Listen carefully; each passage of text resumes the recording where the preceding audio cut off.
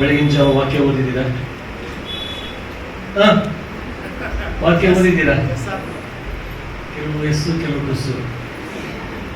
ಪ್ರಾರ್ಥನೆ ಮಾಡಿದ್ದೀರಾ? ಕಳೆದ ಒಂದು ವಾರದಲ್ಲಿ ಯಾರಿಗಾದ್ರೂ ಸುವಾರ್ತೆ ಹಂಚಿದ್ದೀರಾ? 7 ದಿವಸಗಳು ಕಳೆದು ಹೋದು ಒಂದು ಆತ್ಮಕ್ಕಾದರೂ ನಾವು ಸುವಾರ್ತೆ ಹೇಳಿದ್ದೀವ? ಆತ್ಮಗಳ ಬಗ್ಗೆ ಭಾರ ದೇವರನ್ನು ಒದಗಿಸಿಕೊಡ್ಬೇಕು. ಹಲ್ಲೆಲೂಯಾ. ಗಂಡ್ಮಕ್ಳಲ್ಲಿ ಯಾರು ಸಾಕ್ಷಿ ಹೇಳಿಲ್ಲ. ಸೊ ಗಂಡ್ಮಕ್ಳು ಮರದೇ ಉಳಿಸೋಕ್ಕೋಸ್ಕರ ನಾನು ಸಾಕ್ಷಿ ಹೇಳಿ, ಗಂಡದಕ್ಕೆ ಇಲ್ಲ ಸಾಕ್ಷಿ ಹೇಳುತ್ತೆ. ಯಾಕಪ್ಪ, ದೇವರು ಏನು ಮಾಡಲಿಲ್ಲ, ಏನಾಗಲಿಲ್ಲ ನಿಮ್ಮ ಜೀವನದಲ್ಲಿ? ಯಾವಾಗಷ್ಟು ಮಕ್ಕಳೇ ದೇವ್ರು ಮಾಡಿರ್ತಾರೆ, ನೋಡೋಕೆ ನಮ್ಗೆ ಕಣ್ಣಿರಲ್ಲ ಅಷ್ಟೇ, ಗ್ರಹಿಸೋಕೆ ಜ್ಞಾನ ಇಲ್ಲ. ಕಳೆದ ವಾರ SLC ವ್ಯಾಲ್ಯೂಷನ್ಗೆ ಹೋಗಿದ್ದೆ ಡ್ಯೂಟಿಗೆ. ಅಣ್ಣ ಕೇಳಿದ್ರು, ಈ ಸಂಡೆ ಬರ್ತೀರಾ ಅಂತೇಳಿ. ಬರೋಕ್ಕಾಗಲ್ಲ ಅಂದೆ, ಯಾಕೆಂದರೆ ವ್ಯಾಲ್ಯೂಷನ್ ನಡೀತಾ ಇದೆ, ಪರ್ಮಿಷನ್ ಕೊಡೋದಿಲ್ಲ, ಎಲೆಕ್ಷನ್ ಡ್ಯೂಟಿ ಅದೆಲ್ಲ, ಬರೋಕ್ಕಾಗಲ್ಲ ಅಂತ. ಹೌದಾ ಅಂತ ಸುಮ್ಮನೆ ಆಗ್ಬಿಟ್ಟು ನಾನು ಪ್ರಾರ್ಥನೆ ಮಾಡಿ ಸ್ವಲ್ಪ ಸಭೆಗೆ ಹೋಗ್ಬಿಟ್ಟು ವಾಕ್ಯ ಹೇಳಬೇಕು. ಬೇರೆಯವರೆಲ್ಲ ನಮ್ಮ ಗ್ರೂಪಲ್ಲಿ ಇವತ್ತು ಅವರು ಇನ್ನೂ 16 ಪೇಪರ್ಸ್ ಕರೆಕ್ಷನ್ ಮಾಡ್ತಾರೆ. ಇವತ್ತು ಮತ್ತೆ ಹೋಗಿದ್ದಾರೆ. ದೇವ್ರ ಕೃಪೆಯಿಂದ ನಾನು ನಿನ್ನೆನೆ ಆ 16 ಪೇಪರ್ ಮುಗಿಸಲು ದೇವ್ರ ಸಹಾಯ ಮಾಡಿದ್ದಾರೆ. ಎಷ್ಟು ಅಡ್ಡಿಗಳು ಬಂತು ನಿನ್ನೆ ಅಂದರೆ, ಟ್ರೈನ್ ನಿನ್ನೆ ತುಂಬ ಲೇಟ್ ಬಂತು. ಅಮರಾವತಿ ಎಕ್ಸ್ಪ್ರೆಸ್, ಯಾವುದು ಕೊಲ್ಲಾಪುರ ಎಕ್ಸ್ಪ್ರೆಸ್ ಬೆಳಗ್ಗೆ ಸುಮಾರು 9 ಗಂಟೆಗೆ ಬಂತು. 9:15 ಅಲ್ಲಿ ಮುಟ್ಟಿಸ್ಕೊಳ್ಳೋದ್ರೆ 11 ಗಂಟೆ ಆಯಿತು. ನಾವು ರಿಪೋರ್ಟ್ ಮಾಡಬೇಕಾಗಿದ್ದು 9:30-10 ಗಂಟೆಗೆ. ನಾನು ಅನ್ಕೊಂಡೆ ಸಾಧ್ಯ ಆಗಲ್ಲ, ಇವತ್ತು 11 ಗಂಟೆಗೆ ಸ್ಟಾರ್ಟ್, ಎಲ್ಲ ಸೆಂಟರ್ ಎಲ್ಲ ಸ್ಟಾರ್ಟ್ ಆಗಿದೆ, ಪೊಲೀಸ್ ಬಂದೋಬಸ್ತ್ ಎಲ್ಲ ಇದೆ, ಇಲ್ಲಿ ಆಗುತ್ತೆ ಅಂತ ಅನ್ಕೊಂಡೆ. ಪ್ರಾರ್ಥನೆ ಮಾಡಿದೆ ಮಧ್ಯಾಹ್ನ ಊಟ ಟೈಮಲ್ಲಿ, ಏಸಪ್ಪ ನನ್ನ ಶಕ್ತಿ ಅಲ್ಲ, ನನ್ನ ಜ್ಞಾನ ಅಲ್ಲ, ನಾನು ತಿದ್ದುವಂಥ ಪೇಪರ್ಗೂ ಯಾವುದು ಅನ್ಯಾಯ ಆಗಬಾರ್ದು, ನಾಳೆ ಸುವಾರ್ತೆ ಸಾರಬೇಕು ಅಂತ ಆಶೆ ಇದೆ, ಸಹಾಯ ಮಾಡು ಅಂತ ಕೇಳಿದೆ. ಹಲ್ಲೆಲೂಯಾ.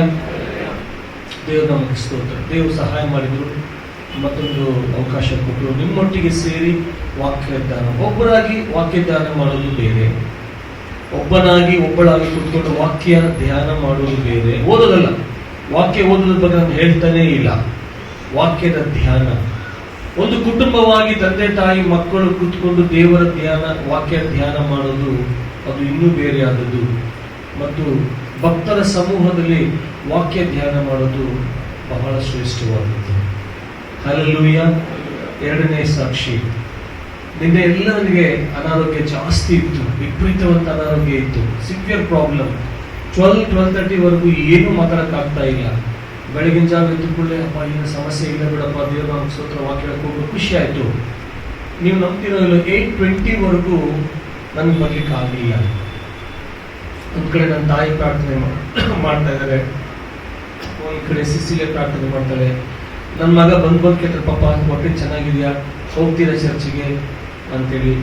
ಮತ್ತೆ ಮನೇಲಿ ಹೇಳಿದ್ರು, ಹೇಳ್ಬಿಡ್ರಿ ಕುಮಾರಣ್ಣಗೆ ಪ್ರಿಪೇರ್ ಆಗ್ತಾರೆ, ಎಲ್ಲರೂ ಯವನಸ್ಥರಿದ್ದಾರೆ, ಖಂಡಿತಲ್ಲ ಇದ್ದಾರೆ, ಮಾಡ್ತಾರೆ, ಹೋಗೋದು ಬೇಡ. ನನ್ನ ಪರಿಸ್ಥಿತಿ ಏನಂದ್ರೆ, ನಾನು ಹಾಸ್ಪಿಟ್ಲಿಗೆ ಹೋದ್ರೆ ಅಡ್ಮಿಟ್ ಮಾಡ್ತಾರೆ ಗ್ಯಾರಂಟಿ. ನಾನು ನೋಡುವಂಥ ಡಾಕ್ಟರ್ ಒಬ್ರು ಇದ್ದಾರೆ, ಅವ್ರಿಗೆ ಫೋನ್ ಮಾಡಿದ್ರೆ ಇಲ್ಲಿ ಬಂದ್ರಿ ಅಂತ ಹೇಳ್ತಾರೆ. ಹೋದ ತಕ್ಷಣ ಮೂರಲ್ಲಿ ರೈಸ್ ಟ್ಯೂಬ್ ಹಾಕ್ತಾರೆ, ಮಲಗಿಸ್ಬಿಡ್ತಾರೆ, ಗ್ಲೂಕೋಸ್ ಸೇರಿಸ್ಬಿಟ್ಟು. ನನಗೆ ಸ್ವಾಮಿ ಬೇಡ, ಅಲ್ಲಿ ಹೋಗೋಕ್ಕಿಂತ ಮುಂಚೆ ನಾನು ವಾಕ್ಯ ಹೇಳಬೇಕು. ಆ ವಾಕ್ಯ ಹೇಳಿದ್ರೆ ಎಲ್ಲ ಸ್ವಸ್ಥ ಆಗ್ಬಿಡುತ್ತೆ. 8:20, 8:30, 8:35 ದೇವರು ಸಂಪೂರ್ಣವಾದಂಥ ಸ್ವಸ್ಥತೆ ಒಳಗಡೆ ಅನುಭವ ಉಂಟು. ಇಮಿಡಿಯೇಟ್ ನಮ್ತಾಗಿದ್ದೆ, ರೆಡಿಯಾಗಿ ಹೋಗ್ಬಿಟ್ಟು ಚರ್ಚಿಗೆ. ನೀವು ನನ್ನ ಹೆಂಡತಿಗೆ ಹೇಳಿದೆ, ನನ್ನ ಮಗನಿಗೆ ಕಳಿಸ್ಬಿಟ್ಟು ನನಗೆ ಊರೋಡು ಬಂದ್ಬಿಟ್ಟು. ಯಾಕೆ ಹೇಳ್ತೀನಿ ಅಂದ್ರೆ, ತಪನ ಬೇಕು, ತಪನ, ತುಡಿತ, ತುಮುಲ, ಏನ್ ಹೇಳ್ತೀರ, ಝೀಲ್, ಜಸ್ಟ್ ZEST.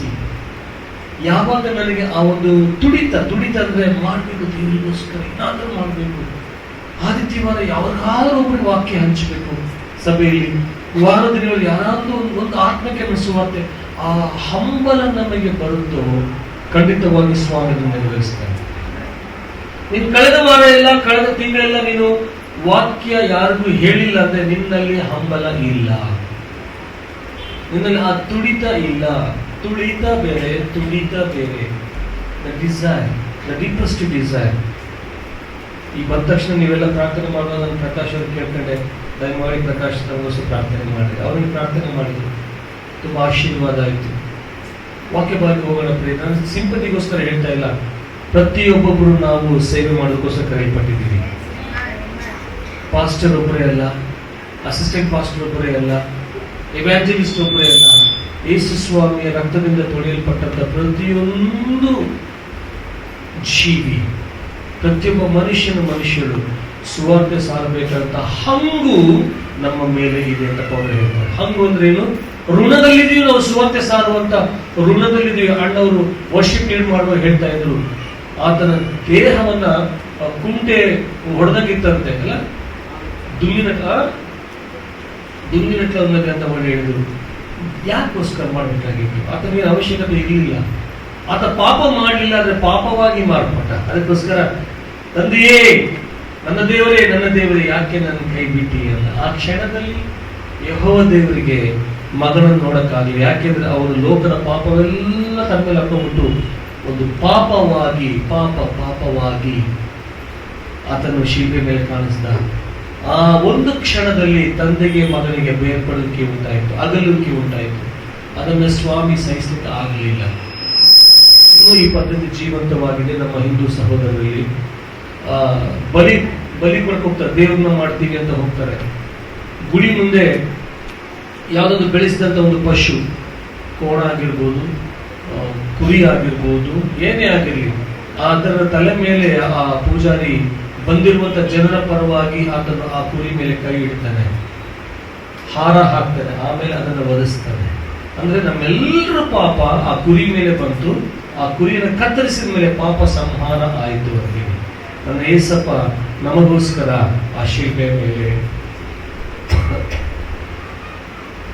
ಪಾಪವಾಗಿ ಮಾರ್ಪಟ್ಟ, ಪಾಪಿಯಾಗಿ ಅಲ್ಲ, ಪಾಪವಾಗಿ. He became sin, but he was not a sinner. ಆತನ ಎಷ್ಟು ಮಟ್ಟಿಗೆ ಪರಿಶುದ್ಧನಾಗಿ, ನಿಮ್ಮಲ್ಲಿ ಯಾರಿಗಾದರೂ ನನ್ನಲ್ಲಿ ಪಾಪವನ್ನ ತೋರಿಸುವಷ್ಟು ಧೈರ್ಯ ಇದೆಯಾ? ಚಾಲೆಂಜ್ ಮಾಡ್ತಾನೆ ಸ್ವಾಮಿ. ಅಷ್ಟು ಯೌವನಸ್ಥನಾಗಿ, ಅತಿ ಸುಂದರನಾಗಿ, ಏನ್ ಹೇಳ್ತೀರಾ, ಸೇವೆ ಮಾಡ್ತಾ ಸದಾ ತನ್ನ ಜೊತೆಗೆ 100 ಜನ ಫಾಲೋವರ್ಸ್ ಎಲ್ಲರೂ ಇದ್ರು. ಸುಂದರಿಯಾದ ಹೆಣ್ಮಕ್ಳು ಆತನ ಫಾಲೋ ಮಾಡ್ತಾ ಇದ್ರು, ಯೌವನಸ್ಥ ಹುಡುಗಿರ ಹತ್ರ ನೋಡ್ತಾ ಇದ್ರು, ಎಲ್ಲವೂ ಇತ್ತೆ. ಆತನು ಮಾತ್ರ ಪಾಪ ಮಾಡಲಿಲ್ಲ. ಹಲ್ಲೆಲೂಯಾ. ಅಂಥ ದೇವರು ನನಗೋಸ್ಕರ ನಿನಗೋಸ್ಕರ ಪಾಪವಾದ, he became sin but not the sinner. ಆ ಕ್ಷಣದಲ್ಲಿ ತಂದೆ ಆ ಪಾಪವಾದಂತ ಮಗನನ್ನು ನೋಡ್ಲಿಕ್ಕೆ ಆಗ್ಲಿಲ್ಲ. ಆ ದೇವರಿಗೆ ದೇಶವಾಗಿ ಗೊತ್ತಾಯ್ತು, ನನ್ನ ದೇವರೇ ಯಾಕೆ ನನ್ನ ಕೈ ಬಿಟ್ಟಿದೆ? ನನಗೋಸ್ಕರ ಆತನಿಗೋಸ್ಕರ ನಾವು ವಾರದಲ್ಲಿ ಒಬ್ಬರಿಗೆ ನಾವು ಸುವಾರ್ತೆ ಹೇಳಕ್ಕಾಗೋದಿಲ್ಲ. ನಾನು ನಿಮ್ಮನ್ನು ಕೇಳ್ತೀನಿ, ನೇರವಾದ ಪ್ರಶ್ನೆ. ಇಷ್ಟೆಲ್ಲ ಮಾಡಿದಂತ ದೇವರಿಗೆ ನಾವು ಆತನ ಕುರಿತಾಗಿ ಒಂದು ಸುವಾರ್ತೆ ಹೇಳಕ್ಕಾಗೋದಿಲ್ವಾ? ನಮಗೆ ಬೇರೆಯವ್ರ ಬಗ್ಗೆ ಕೆಟ್ಟದಾಗ ಇಷ್ಟೆಲ್ಲ ಮಾತಾಡಕ್ಕೆ ನಮಗೆ ನಾಲಿಗೆ ತಿಂಡಿ ಇರ್ತದೆ, ಕಿವಿ ತಿಂಡಿ ಇರ್ತದೆ, ದೂರದ. ಇನ್ನೊಬ್ಬರ ಬಗ್ಗೆ ಮಾತಾಡೋಕ್ಕೋಸ್ಕರ ನಾವೇ ಯಾವಾಗಾದ್ರೂ ಹೇಳೇನೋ ಇವ್ರ ಬಗ್ಗೆ ಕೆಟ್ಟದಾಗಿ, ಇವ್ರ ಬಗ್ಗೆ ಯಾವಾಗ ಅವ್ರಿಗೆ ಹೇಳಿದ್ರೆ ಏನ್ ಜರುತ್ತು ಬಂದು ಹೇಳ್ಬಿಡ್ತಾರೆ. ಅಲ್ಲಿವರೆಗೂ ಊಟ ಹೋಗಲ್ಲ, ನಿದ್ದೆ ಬರಲ್ಲ ಬಡ ಪ್ರಾಣಿಗೆ. ಅದು ಇನ್ನೊಬ್ರು ಕಿವಿಯ ಊರಿನ ಮೇಲೇನೆ ಅಪ್ಪ the greatest mission is over ಅಂತ. ಆದ್ರೆ ನಮಗೋಸ್ಕರ ಇಷ್ಟೆಲ್ಲ ಮಾಡಿದ ದೇವರು ಒಬ್ಬರಿಗೋಸ್ಕರ ನಾವು ಹೇಳಿದೀವ? ಇಲ್ಲವಾದ್ರೆ ನನ್ನ ಜೀವನಕ್ಕೆ ನಾನು ಲೆಕ್ಕ ಕೊಡಬೇಕು, ನಿಮ್ಮ ಜೀವನಕ್ಕೆ ನೀವು ಲೆಕ್ಕ ಕೊಡಬೇಕು. ಹಲ್ಲೆಲೂಯಾ. ಅದು ನನ್ನ ಮೆಸೇಜ್ ಅಲ್ಲ. ಹೇಳ್ಬೇಕನ್ನಿಸ್ತು ಹೇಳಿದೆ. ಸಹೋದರ ಸಾಕ್ಷಿ ಹೇಳಿದ್ರು, ಅವರಿಗೋಸ್ಕರ ದೊಡ್ಡ ಚಪ್ಪಾಳೆ ಬೇಡ. ಎಸ್, ನಾವು ಚಪ್ಪಾಳೆ ಹೋಗ್ತಾ ಇರೋದು ಅವರಿಗೋಸ್ಕರ ಅಲ್ಲ, ಅವರಲ್ಲಿ ಕಾರ್ಯ ಮಾಡಿದ ದೇವರ ಶಕ್ತಿಗೋಸ್ಕರ. ಪ್ರಿಯ ದೇವ ಜನರೇ, ಬಹುಶಃ ಇವತ್ತು ನಾನು ಮಾತಾಡುವಂತ ಮಾತು ಎಷ್ಟು ಜನರಿಗೆ ಇಷ್ಟ ಆಗುತ್ತೋ ಗೊತ್ತಿಲ್ಲ, ಎಷ್ಟು ಜನರಿಗೆ ನೋವಾಯ್ತೋ ಗೊತ್ತಿಲ್ಲ. ನೋವಾದ್ರೆ ಯೇಸು ಸ್ವಾಮಿ ಬೈರಿ, ಇಷ್ಟ ಆದ್ರೆ ನನ್ನ ಬಂದು ಚಾಕ್ಲೇಟ್ ಕೊಡ್ಸಿರಿ, ಅಷ್ಟೇ. ಅದಕ್ಕಿಂತ ಹೆಚ್ಚು ಏನು ಮಾಡೋಕ್ಕಾಗಲ್ಲ. ಯಾವ ರೀತಿ ವಾಕ್ಯ ಮಾತಾಡುತ್ತೆ ನನಗೆ ಗೊತ್ತಿಲ್ಲ. ಅದೇ ವಾಕ್ಯ ಖಂಡಿತವಾಗಿ ಮಾತಾಡುತ್ತೆ. ಯೆಶಾಯನ ಪ್ರವಾದನೆ ಪುಸ್ತಕ 50ನೇ ಅಧ್ಯಾಯ 6ನೇ ವಚನ. The book of Isaiah chapter 50 verse 6. 50ನೇ ಅಧ್ಯಾಯ 6ನೇ ವಚನ. ಓದು ಮತ್ತೆ ಓದು ಬೇಗ. ಎಲ್ಲೆಲ್ಲ ಯೂತ್ಗಳು ವುಮೆನ್ಸ್ ಕಾನ್ಫರೆನ್ಸ್. ನೋ, ಕನ್ನಡ ನಮ್ಗೆ ಬ್ರಿಟಿಷರ್ ಅಲ್ಲ, ಇಂಗ್ಲಿಷ್ ಮಾತಾಡ. ನಮಗೆ 11 ಗಂಟೆ ಇಂಗ್ಲಿಷ್ ಬರ್ತಲ್ಲ, ಇಂಗ್ಲಿಷ್ ಬರಲ್ಲ. ಪ್ಲೀಸ್ ಫಾಸ್ಟ್ ಕನ್ನಡ ಓದ್ಮ. ಹೊಡೆಯುವವರಿಗೆ ಬೆನ್ನು ಕೊಟ್ಟು, ಹೊಡೆಯುವವರಿಗೆ ಬೆನ್ನು ಕೊಟ್ಟು, ಕೂದಲು ಕೀಳುವವರಿಗೆ ಗಡ್ಡವನ್ನು ಒಡೆದೆನು, ಒಡ್ಡಿದೆನು.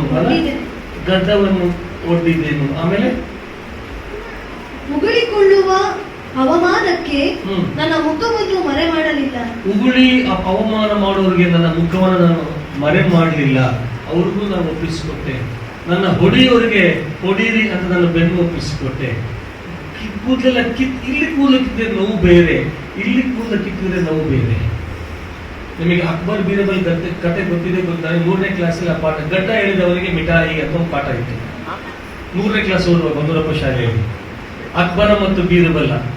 ಒಂದ್ ದಿವಸ ಅಕ್ಬರ ಬಂದು ಬೀರಬಲ್ನ ಕೇಳ್ತಾರೆ, ನೋಡಯ್ಯ, ಯಾರಾದ್ರೂ ಬಂದು ನನ್ನ ಗಡ್ಡ ಕಿತ್ತಿದ್ರೆ ಅವ್ರಿಗೆ ಏನ್ ಶಿಕ್ಷೆ ಕೊಡ್ಬೇಕು ಹೇಳೋ ಅಂದ್ರೆ, ಪಂಡಿತರು ಇರ್ತಾರಲ್ಲ ಇದರಲ್ಲಿ ಅರಮನೆಯಲ್ಲಿ, ಅವನಿಗೆ ಮರಣ ಶಿಕ್ಷೆ ಆಗಬೇಕು, ಊರ್ಲಾಕ್ಬೇಕು, ಅವ್ರು ಒಂದೊಂದು ಗಡ್ಡ ಕೂಡ ಕಿತ್ತಿ ಹಿಂಸೆ ಕೊಡ್ಬೇಕು, ಹಿಂಗೆಲ್ಲ ಅಂದ್ರು. ಕೊನೆಗೆ ಬೀರ್ಬಲ್ಲ, ನೀನೇನಂತೀಯಪ್ಪ ಅಂದ ಅಕ್ಬರ. ಏನ್ ಹೇಳಿ ಗುರುವೆ, ನಿನ್ ಗಡ್ಡ ಯಾರು ಕಿತ್ತಾರೋ ಅವನ್ ಬಾಯಿ ಒಳ್ಳೆ ಸ್ವೀಟ್ ಹಾಕ್ಬೇಕು ಅಂದ. ಎಲ್ಲ ಇವ್ನು ಯಾವ ಬೀರ್ಬಲ್ಲ ಅಂದ್ರೆ, ಅಯ್ಯ ಮಹಾರಾಜ, ನಿನ್ನ ಗಡ್ಡ ಮುಟ್ಬೇಕಂದ್ರೆ ಯಾವನಿಗೆ ಧೈರ್ಯ ಐತೆ? ನಿನ್ನ ಮಗನಿಗೆ ಬಿಟ್ಟರೆ ಬೇರೆ ಯಾರಿಗೂ ಧೈರ್ಯ ಇಲ್ಲ. ನಿನ್ ಮಗ ಬಂದು ಗಡ್ಡಕ್ಕೆ ತಾನು ಮಾಡ್ಬಾರ್ದು, ಲಾಲಿಪಾಪ್ ಬಾಯಿಗಿಡ್ಬೇಕಷ್ಟೇ ಅಂತ. ಯಾಕಂದ್ರೆ ಬಹಳ ನೋವಾಗುತ್ತೆ ಅಂತ. ಕೂದಲನ್ನು ಕೀಳೋರಿಗೆ ತನ್ನ ಕೆನ್ನೆಯನ್ನ ಒಡ್ಡಿದಂತೆ ಸ್ವಾಮಿ. ಕೇಳಿಸ್ಕೊಳ್ತಾ ಇದ್ದೀರಾ? ಹೊಡೆಯುವವರಿಗೆ ಬೆನ್ನು ಒಪ್ಪಿಸಿಕೊಟ್ಟ. ಎಷ್ಟು ಹೊಡಿತೀರ ಹೊಡೀರಿ, ನನಗೋಸ್ಕರ ಅಲ್ಲ, ನನ್ನ ಜನರಿಗೋಸ್ಕರ. ಗಡ್ಡ ಕೀಳುವವರಿಗೆ ತನ್ನ ಗಲ್ಲವನ್ನ ಕೊಟ್ಟ, ಕಿತ್ತಿ ನನ್ನ ನೋವು ಮಾಡ್ಬೇಕಂತ ಈ ತರ ಮಾಡ್ರಿ. ಏನಕ್ಕೋಸ್ಕರ ಅಂದ್ರೆ, ನಮ್ಮೆಲ್ಲರ ಅವಮಾನಗಳನ್ನ ತಾನು ಸಹಿಸೋಕ್ಕೋಸ್ಕರ. ನೀನು ನಾನು ಮಾಡಿದಂತ ಪಾಪದ ಕಾರ್ಯಗಳಿಗೋಸ್ಕರ, ನೀಚ ಕಾರ್ಯಕ್ಕೋಸ್ಕರ, ಹೇಯ ಕೃತ್ಯಕ್ಕೋಸ್ಕರ ಆ ಅವಮಾನಗಳನ್ನ ತನ್ನ ಮೇಲೆ ಹಾಕೊಂಡು ಈಗ ಹೊಡೀರಿ. ಈಗ ನನ್ನೆಲ್ಲ ಜನರ ಅವಮಾನ ನನ್ನ ಮೇಲಿದೆ, ಅವರ ಪಾಪ ಕೃತ್ಯ ನನ್ನ ಮೇಲಿದೆ, ಅವರ ನೀಚ ಕೃತ್ಯ ನನ್ನ ಮೇಲಿದೆ. ಏನ್ ಬೇಕಾದ್ರೂ ನನಗೆ ಮಾಡ್ರಿ, ಅವ್ರನ್ನ ಮಾತ್ರ ಬಿಟ್ಟಬೇಡ್ರಿ, ಯಾಕಂದ್ರೆ ಅವರನ್ನು ನಾನು ಕೊಂಡ್ಕೊಂಡ್ಬಿಟ್ಟಿದ್ದೀನಿ. ಹಲ್ಲೆಲೂಯಾ. ತನ್ನನ್ನು ತಾನು ಒಪ್ಪಿಸಿಕೊಟ್ಟದಾಯ್ತಮ್ಮ. ಅದು ಯೇಸುವನ್ನು ಬಂದಾಗ ನಿಂಗೆ ಇಸ್ ಇಟ್ ಸೆಕೆಂಡ್ ಕಮಿಂಗ್? ಯಾಕಂದ್ರೆ ಯೇಸುವನ್ನು ಬಂದಾಗ ಪಾಪಿಗಳೆಲ್ಲ ಇಲ್ಲೇ ಬಿಡಲ್ಪಡ್ತಾರಂತೆ, ಪರಿಶುದ್ಧರು ಮಾತ್ರ ಹೋಗ್ತಾರಂತೆ. ಎಲ್ಲೋ ನಮ್ಮ ಮಗಳ ಸಂಸಾರ ಇದೆ. ಅದಕ್ಕೆ ಪೌರ ದೇಶ ಸೇವೆ ಮಾಡೋದಕ್ಕೆ ನೀನು ತಪ್ಪು ಮಾಡಿ, ನಾನು ತಪ್ಪು ಮಾಡ್ತೇನೆ. ನನ್ನ ಪ್ರೀತಿಯ ಜನರೇ, 3 ವಿಷಯಗಳಿಂದ ನಾನು ನಿಮ್ಮ ಹತ್ರ ಮಾತಾಡಕ್ಕೆ ಇಷ್ಟಪಡ್ತೀನಿ. ನಮ್ಮನ್ನು ನಾವು ಒಪ್ಪಿಸಿಕೊಟ್ಟಾಗ ನಡೆಯುವಂತ ವಿಷಯಗಳಿಂದ ಚೆನ್ನಾಗಿ ಅರ್ಥ ಮಾಡ್ಕೊಳ್ಳಿ. ಬೇಗ ಕ್ಲುಪ್ತವಾಗಿ ಹೋಗ್ಬಿಡ್ತೀನಿ. ನಮ್ಮನ್ನು ನಾವು ಒಪ್ಪಿಸಿಕೊಟ್ಟಾಗ ನಮಗೆ ಜರುಗುವಂತ ವಿಷಯಗಳು, ನಮ್ಮನ್ನು ನಾವು ಒಪ್ಪಿಸಿಕೊಳ್ಳದೇ ಇರುವಾಗ ನಮಗೆ ಜರುಗುವಂತ ವಿಷಯಗಳು ಯಾವುದು? 3 ವ್ಯಕ್ತಿಗಳ ಮುಖಾಂತರ ನಾನು ಒಟ್ಟಿಗೆ ಮಾತಾಡೋಕೆ ಇಷ್ಟಪಡ್ತಾ ಇದ್ದೇನೆ. ಮತ್ತಾಯ ಬರೆದ ಸುವಾರ್ತೆ 26ನೇ ಅಧ್ಯಾಯದಲ್ಲಿ 53ನೇ ವಚನದಲ್ಲಿ ಯೇಸು ಸ್ವಾಮಿ ಗೆತ್ಸೆಮನೆ ತೋಟದಲ್ಲಿ ನಡೆಯುವಂತ ಒಂದು ಸಣ್ಣ ಸಂಘಟನೆ ಅಲ್ಲಿ ಸ್ಪಷ್ಟವಾಗಿ ಪಿಕ್ಚರೈಸ್ ಮಾಡಿದ್ದಾರೆ. ಮತ್ತಾಯ ಬರೆದ ಸುವಾರ್ತೆ 26ನೇ ಅಧ್ಯಾಯ 53ನೇ ವಚನ. ನಾನು ನನ್ನ ತಂದೆಯನ್ನು ಬೇಡಿಕೊಳ್ಳಲಾರೆನೆಂದು, ಒಂದು ವೇಳೆ ಬೇಡಿಕೊಂಡರೆ ಆತನು ನನಗೆ ಈಗಲೇ 12 ಗಣಗಳಿಗಿಂತ ಹೆಚ್ಚು ಮಂದಿ ದೇವದೂತರನ್ನು ಕಳುಹಿಸಿಕೊಡುವುದಿಲ್ಲವೆಂದು ನೆನೆಸುತ್ತೀಯಾ ಪೇತ್ರ ಅಂತ ಕೇಳ್ತಾನೆ ಸ್ವಾಮಿ. ಅದನ್ನು ನಾನು ಆಡ್ ಮಾಡಿದೆ. ಇಲ್ಲಿ ಗೆತ್ಸೆಮನೆಯಲ್ಲಿ ಆತನ ವೈರಿಗಳು ಅಥವಾ ಸೈನಿಕರು ಬಂದು ಆತನ ಹೊಡೆಯೋದಕ್ಕೆ, ಕಳ್ಳನನ್ನ ಹಿಡಿಯೋದಕ್ಕೋಸ್ಕರ ಬಂದಾಗ ಪೇತ್ರನು ತನ್ನ ಗುರುವನ್ನು ರಕ್ಷಿಸ್ಕೋಬೇಕು ಅನ್ನುವಂತ ಒಂದು ಹಾತೊರಿವಿಕೆ ಇತ್ತು, ಹಂಬಲ ಇತ್ತು. ಜೋಬಲ್ಲಿ ಏನಕ್ಕನ್ನ ಆಗ್ಲಿ ಕೆಲ್ಸಕ್ಕೆ ಬರ್ತಾ ಅಂತ ಕತ್ತಿಟ್ಕೊಂಡ್ ಬಂದಿದ್ದ ನಮ್ಮವನು ತೆಗೆದು ಸೈನಿಕರನ್ನ ಅಟ್ಯಾಕ್ ಮಾಡುವಂತ ಶಕ್ತಿ ಇಲ್ಲ ಅವನಿಗೆ. ಆ ಸೈನಿಕರಿಗೆ ಸರ್ವೆಂಟ್ ಬಂದು ಅವನಿಗೆ ನಿಂತಿದ್ದ, ಅವ್ರದೆಲ್ಲ ಸಾಮಾನ್ಯ ತಿಳ್ಕೊಂಡು ಸರ್ವ್ ಅಟೆಂಡರ್ ಹೋಗಿ ಅವನ ಕಿವಿ ಕಟ್ ಮಾಡ್ದ. ನಮ್ಮವನ್ ಧೈರ್ಯ ನೋಡಷ್ಟೇ. ಸೈನಿಕನ ಮುಟ್ಟಕ್ಕಾಗ್ಲಿಲ್ಲ, ಸೈನಿಕ ಸರ್ವೆಂಟ್ ಕೈಯಾಗ ಏನು ಆಗಲ್ಲ ಅಂತ ಗೊತ್ತು, ಅವ್ನ ಕಿವಿ ಕೊಯ್ದ್ಬಿಟ್ಟ. ಆಗ ದೇವರು, ಪೇತ್ರ, ನಿನ್ನ ಕತ್ತಿಯನ್ನ ಓರೆಯಲ್ಲಿ ಹಾಕು, ಸೈಡ್ ಜೋಬಲ್ ಹಾಕೊಂಡ್ಬಿಡು, ಹೊರ ತೆಗಿಬೇಡ. ಏನು ನಿನ್ನ ಕತ್ತಿಯಿಂದ ನಾನು ಬಿಡಿಸ್ತೇನೆ ಅಂತ ನೆನೆಸ್ಕೊಂಡಿದ್ಯಾ? ಒಂದು ವೇಳೆ ನಾನು ನನ್ನ ತಂದೆಯನ್ನ ಬೇಡಿಕೊಳ್ಳಲಾರೆ, ನಾನು ಬೇಡಿಕೊಳ್ಬಾರ್ದಂತ ನಾನು ಬಂದಿನಿ ಪರಿಸ್ಥಿತಿಗೆ. ಒಂದು ವೇಳೆ ನಾನು ಬೇಡಿಕೊಂಡ್ರೆ ಆತ ನನಗೆ ಈಗಲೇ ಈ ಕ್ಷಣದಲ್ಲೇ ಇಮಿಡಿಯೇಟ್ಲಿ ನನಗೆ 12 ಗಣಗಳಿಗಿಂತ ಹೆಚ್ಚು.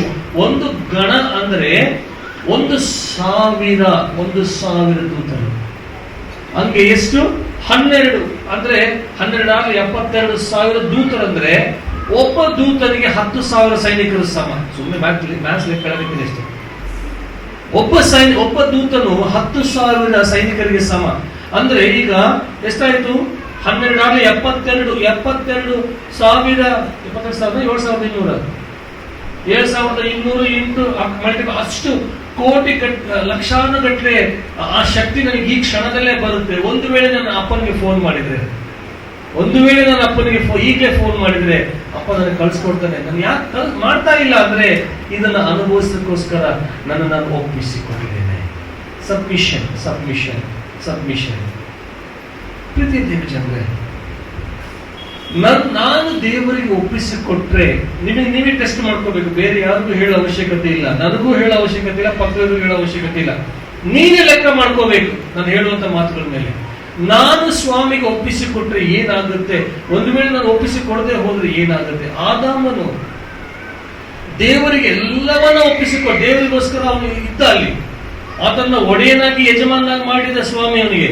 ಆದರೆ ಒಂದು ನಿಮಿಷದಲ್ಲಿ ಹವ್ವಳ ಒಂದು ಶೋಧನೆಯಿಂದಾಗಿ ಆ ಪ್ರೀತಿ ಉಕ್ಕಿ ಅವನಿಗೆ ತನ್ನನ್ನು ದೇವರಿಗೆ ಒಪ್ಪಿಸಿಕೊಟ್ಟಂತ ಪರಿಸ್ಥಿತಿಯಿಂದ ಹೊರಗಡೆ ಬಂದ. ಕನ್ಫ್ಯೂಷನ್ ಆಗ್ತಾ ಇದ್ದ. ಮೊದಲು ದೇವರ ಆಜ್ಞೆಗೆ ಒಳಪಟ್ಟಿದ್ದ, ದೇವರ ಪ್ರತಿ ದಿವಸ ಮಾತನಾಡ್ತಾ ಇದ್ದ, ದೇವ್ರ ಜೊತೆಗೆ walking, they use to take stroll, ಅವರು ವಾಕಿಂಗ್ ಮಾಡ್ತಾ ಇದ್ರು ತೋಟದಲ್ಲಿ. ಅಂತ ಒಂದು ಮಹಾಭಾಗ್ಯ ಯೆಹೋವ ದೇವರ ಜೊತೆಗಿದ್ದವನಿಗೆ. ಆದರೆ ಆ ಒಪ್ಪಿಸಿಕೊಟ್ಟಂತ ಆ ಪರಿಸ್ಥಿತಿಯಿಂದ ಹೊರಗಡೆ ಬಂದು ನಿಮ್ದೇನು ನನಗೆ ಅನ್ನುವಂತ ರೀತಿಯಲ್ಲಿ ಹವ್ವಳ ಕೊಟ್ಟಂತ ಒಂದು ಬೈಟ್, ಒಂದು ಸಣ್ಣ ತುಂಡಿಗೋಸ್ಕರ ದೇವರಿಗೆ ತಾನು ಒಪ್ಪಿಸಿಕೊಟ್ಟಂತ ಆ ಒಂದು ಪರಿಸ್ಥಿತಿಯಿಂದ ಹೊರಗಡೆ ಬಂದ, ತನ್ನ ಜೀವಿತವನ್ನು ಹಾಳು ಮಾಡಿಕೊಂಡ. ನಿನ್ನ ಜೀವನದಲ್ಲಿ ಏನಾದರೂ ಹಾಳಾಗ್ತಾ ಇದೆ, ನಾನು ಉದ್ಧಾರ ಆಗ್ತಾ ಇಲ್ಲ, ನನ್ನ ಪರಿಸ್ಥಿತಿಗಳು ಸುಧಾರಿಸ್ತಾ ಇಲ್ಲ ಅಂದ್ರೆ ನೀನು ಫಸ್ಟ್ ಪ್ರಶ್ನೆ ಮಾಡ್ಕೋಬೇಕು, ನಾನು ದೇವರಿಗೆ ನಾನು ಸಂಪೂರ್ಣವಾಗಿ ಒಪ್ಪಿಸಿಕೊಟ್ಟಿದ್ದೇನೆ, ಅಥವಾ ಸಂಡೇ ಮಾರ್ನಿಂಗ್ ಸರ್ವಿಸ್ ಟೈಮಲ್ಲಿ ಮಾತ್ರ ಒಪ್ಪಿಸಿಕೊಡ್ತಾ ಇದ್ದೇನೆ, ಅಥವಾ ಪಾಸ್ಟರ್ ನಮ್ಮನ್ನು ಕಂಡಾಗ ಮಾತ್ರ, ಪ್ರಣೀತ್ ಪಾಸ್ಟರ್ ಕಂಡಾಗ ಮಾತ್ರ, ಪಾಸ್ಟರ್ ಕಂಡಾಗ ಮಾತ್ರ ಒಪ್ಪಿಸಿಕೊಡ್ತಾ ಇದ್ದ. ಭಕ್ತಿ ಭಾವ ನಮ್ಮಲ್ಲಿ ಉಕ್ಕುತ್ತಾ? ನಮ್ಮನ್ನು ನಾವು ಪ್ರಶ್ನೆ ಮಾಡ್ಕೋಬೇಕು. ಇಲ್ಲವಾದರೆ ನಮ್ಮ ಪರಿಸ್ಥಿತಿ ಬಹಳ ದರಿದ್ರ ಪರಿಸ್ಥಿತಿಯಲ್ಲಿ ನಾವು ಮುಂದೆ ಹೋಗ್ತಾ ಇರ್ತೀವಿ. ಶಿಷ್ಯರು, ಯೇಸುಸ್ವಾಮಿ ಶಿಷ್ಯರನ್ನು ಹುಡುಕುವಾಗ ಎಷ್ಟು ಮಂದಿ ಹುಡುಕಿದ? 12 ಮಂದಿ ಶಿಷ್ಯರನ್ನ ಹುಡುಕಿದ. ಎಷ್ಟು ಮಂದಿನ? 12 ಮಂದಿನ. ಅದರ ಕೆಲಸ ಏನು? ಈ ಲೋಕಕ್ಕೆ ಏನಕ್ಕೋಸ್ಕರ ಬಂದ? ಪಾಪಿಗಳನ್ನ ರಕ್ಷಿಸೋಕೋಸ್ಕರ, ಪಾಪದಿಂದ ಅವ್ರನ್ನ ವಿಮೋಚನೆ ಮಾಡೋಕ್ಕೋಸ್ಕರ ಬಂದ. ಪ್ರತಿಯೊಬ್ಬರ ಹತ್ರ ಹೋಗಿ ಹೇಳಬೇಕು, ನೀನು ಮಾಡ್ತಿರೋದು ಪಾಪ.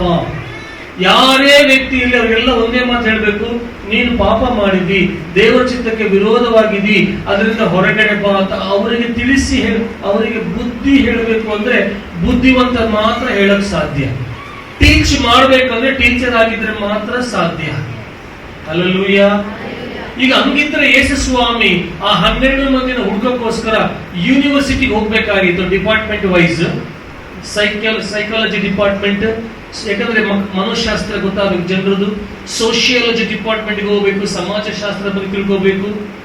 ಈ ರೀತಿಯಲ್ಲಿ ಆತ ಯೂನಿವರ್ಸಿಟಿಗೆ ಹೋಗಿ ಅಲ್ಲಿ ರ್ಯಾಂಕ್ ಹೋಲ್ಡರ್ಸ್ ನ ಇಂಟರ್ವ್ಯೂ ಮಾಡಿ ತಗೋಬಹುದಾಗಿತ್ತು ನನ್ನ ಯೇಸು. ಆದರೆ ಆತ ಹೋಗಿದ್ದು ಎಲ್ಲಿಗೆ ಹೋಗಿದ್ದ? ಸಮುದ್ರ ತೀರಕ್ಕೆ ಹೋಗಿದ್ದ. ನಿರಕ್ಷರ ಕುಕ್ಷಿಗಳು, ಏನು ಅಕ್ಷರ ಬರದೇ ಇರ್ತಕ್ಕಂಥ ಬಹಳಷ್ಟು ಏನಂತೀರಾ ಬುದ್ಧಿಮಟ್ಟದಲ್ಲಿ ಪೂರ್ತಿ ಕೆಳಗಿರುವಂತ ಜನರು ಹುಡುಕೊಂತ ಹೋದ. ಅರ್ಥ ಆಗ್ತಿದ್ದಾಳೆ ನಿಮಗೆ? ಆತನು ಹೋಗಿ ಜ್ಞಾನಿಗಳನ್ನ ಹುಡುಕ್ಲಿಲ್ಲ, ಪಂಡಿತರನ್ನ ಹುಡುಕ್ಲಿಲ್ಲ, ಯೂನಿವರ್ಸಿಟಿ ಪ್ರೊಫೆಸರ್ಸ್ ನ ಹುಡುಕ್ಲಿಲ್ಲ, ರಿಸರ್ಚ್ ಸ್ಕಾಲರ್ಸ್ ನ ಹುಡುಕ್ಲಿಲ್ಲ, ಬಡ ಬೆಸ್ತರನ್ನ ಹುಡುಕಿಕೊಂಡು ಬಂದ. ಅಂದ್ರೆ ಅವರಲ್ಲಿ ಯಾವುದೇ ದೈವಿಕ ಜ್ಞಾನ ಇಲ್ಲ, ಅವರಿಗೆ ಬೈಬಲ್ ಓದಕ್ಕೂ ಬರೋದಿಲ್ಲ. ಏನೋ ಬರ್ತಾರೆ, ಎಲ್ಲೋ ಒಂದ್ ಕಡೆ ಒಂದ್ ದಿವಸ ಚರ್ಚ್ಗೆ ಹೋಗ್ಬೇಕಪ್ಪ ಅಂತ ಬರ್ತಾರೆ, ಹಂಗೆ ಕೂತ್ಕೊಂಡು ಪ್ರಾರ್ಥನೆ ಮಾಡ್ಕೊಂಡು ಮತ್ತೆ ಹೋಗಿ ತಮ್ಮ ಕೆಲಸ ಮಾಡ್ಕೊಂಡು ಜನರಷ್ಟೇ. ಆದ್ರೆ ಯೇಸು ಸ್ವಾಮಿ ಅಂತವನ್ನು ಹುಡುಕಿದಾತನ ಮಹಿಮೆ ಬಹಳ ದೊಡ್ಡದು. ಅದಾದ ಮೇಲೆ ಆ 12 ಮಂದಿಯಲ್ಲಿ 11 ಮಂದಿ ತಮ್ಮನ್ನು ತಾವು ಕ್ರಿಸ್ತನಿಗೆ ಒಪ್ಪಿಸಿಕೊಟ್ಟರು. ಏನ್ ಮಾಡಿದ್ರು? ಕ್ರಿಸ್ತನಿಗೆ ತಮ್ಮನ್ನು ತಾವೇ ಒಪ್ಪಿಸಿಕೊಟ್ಟರು. ಆ 11 ಮಂದಿ 11 ಬೇರೆ ಬೇರೆ ರೀತಿಯ ಚರಿತ್ರೆಗಳನ್ನ ಬರೆದ್ರು. ಅವರು ಚರಿತ್ರೆಯಾಗಿ ಮಾರ್ಪಟ್ಟರು. ಒಬ್ಬನು ಮಾತ್ರ ಒಪ್ಪಿಸಿಕೊಟ್ಟ, ಆಮೇಲೆ ಅದರಿಂದ ಹೊರಗಡೆ ಬಂದ. ಅವನು ಚರಿತ್ರೆ ಆಗಿಲ್ಲ, ವಿಚಿತ್ರವಾದ ಚರಿತ್ರೆ ಆದ. ಇಸ್ಕರಿಯೋತ ಯೂದ.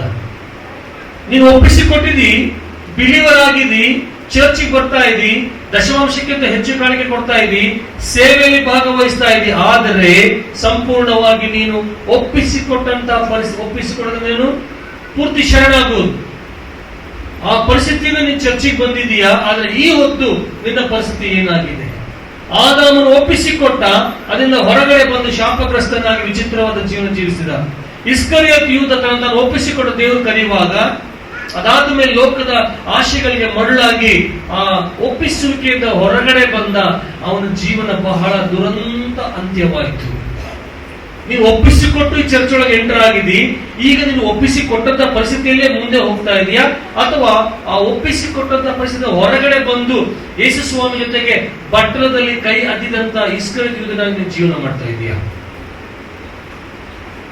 ಆದಾಮ ದೇವರಿಗೆ ತನ್ನನ್ನು ಸಮರ್ಪಿಸಿಕೊಂಡು ಒಪ್ಪಿಸಿಕೊಟ್ಟು, ಆಮೇಲೆ ಅವಳ ಮಾತು ಕೇಳಿ ಪಾಪ ಮಾಡಿ, ಆದ್ರೂ ಸಹ ಏನೂ ಆಗಿಲ್ಲ ಅನ್ನಂಗೆ ದೇವರ ಸನ್ನಿಧಾನದಲ್ಲಿ ಕಾಣಿಸಿಕೊಂಡ ಪ್ರಯತ್ನ ಮಾಡಿದ. ಇಸ್ಕರಿಯೋತ ಯೂದ ಆ ಶಾಸ್ತ್ರಿಗಳು ಪರಿಸರ ಧರ್ಮ ಬೋಧಕರು ಅವರ ಮಾತನ್ನ ಕೇಳಿ ಬರೀ ಕೆಲವು ಬೆಳ್ಳಿ